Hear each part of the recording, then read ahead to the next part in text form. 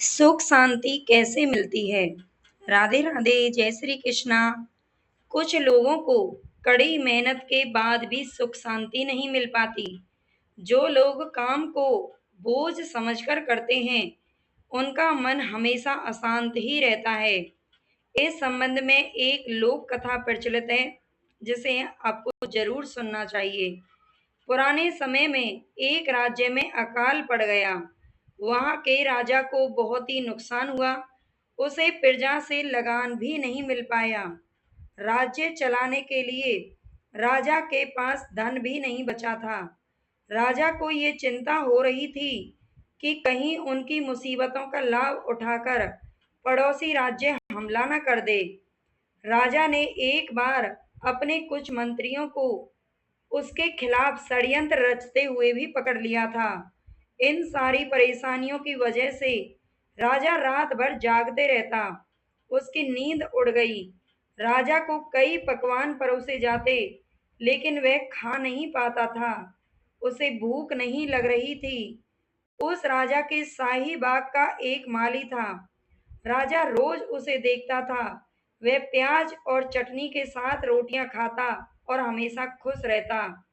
राजा ने यही बातें अपने गुरु को बताई, तो गुरु ने कहा कि अगर आपको चौकीदार की नौकरी ज्यादा अच्छी लगती है, तो ये राज्य मुझे दे दो और आप मेरे यहाँ नौकरी कर लो।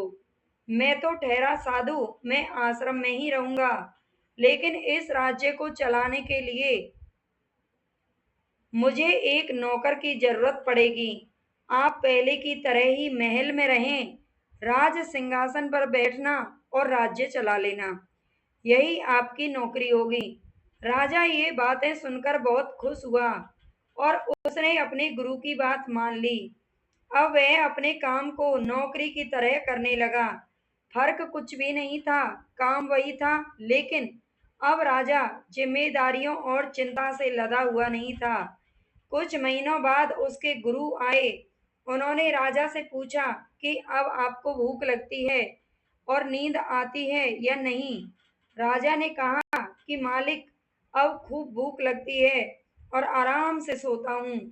गुरु ने राजा को समझाया कि सब कुछ पहले जैसा ही है, लेकिन पहले तुमने जिस काम को बोझ समझ रखा था, अब सिर्फ उसे अपना कर्तव्य समझकर कर रहे हो। हमें ये जीवन कर्तव्यों को पूरा करने के लिए मिला है, किसी चीज को अपने ऊपर बोझ की तरह लादने के लिए नहीं मिला है।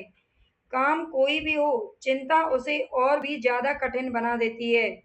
जो भी काम करें, उसे अपना कर्तव्य समझकर ही करें।